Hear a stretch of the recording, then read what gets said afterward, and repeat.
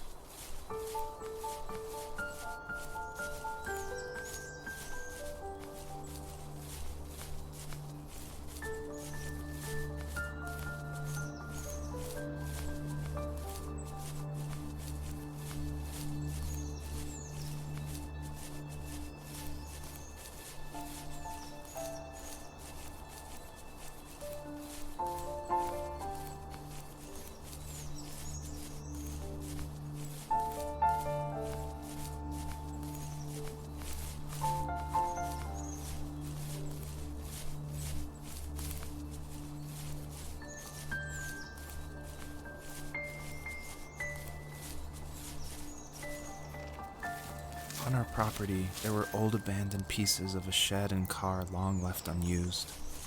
I used to ask him all the time who those people were that left all this junk, and I'm sure he got so tired of hearing it that he made up some elaborate stories how a brown bear ate them and haunted the woods afterwards.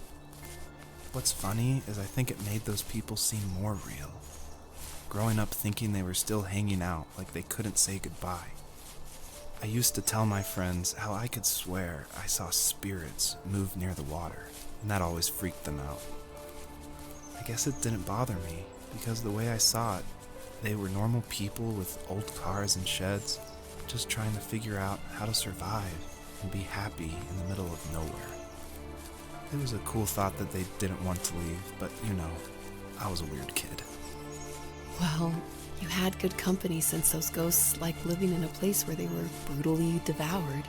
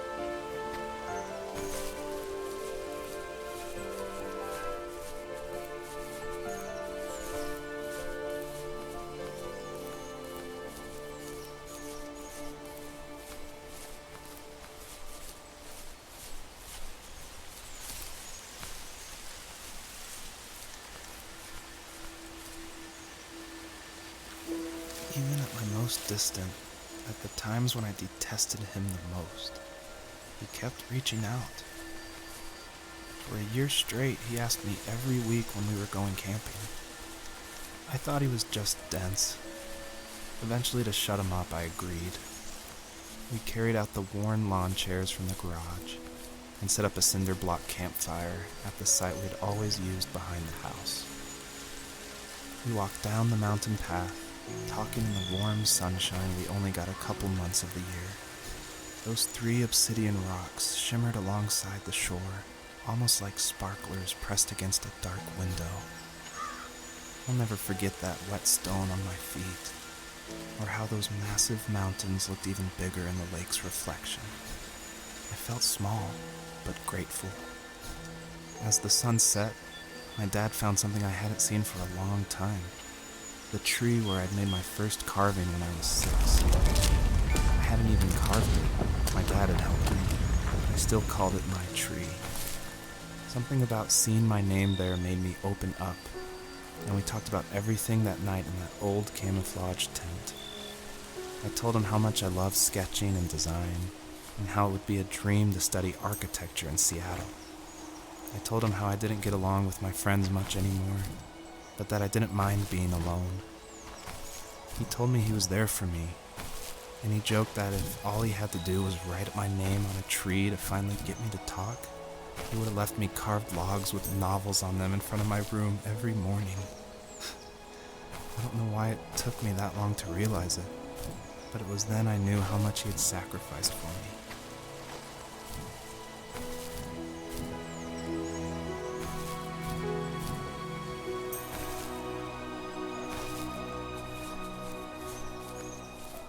The perpetrator stood nearby, unfazed, like nothing was wrong. My dad is dead, and he's never coming back, Rachel. I can tell you these stories, but I can never reminisce with him again. He can never hold a grandchild that we'll probably never be able to have. I can never talk to him again, and I'll never be able to say I'm sorry for everything.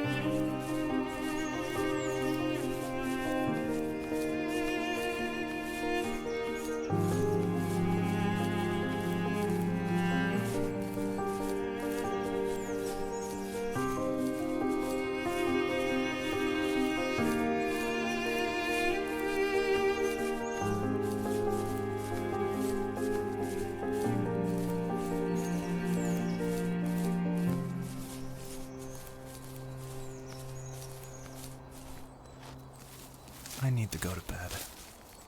I just can't talk about this anymore. Good night.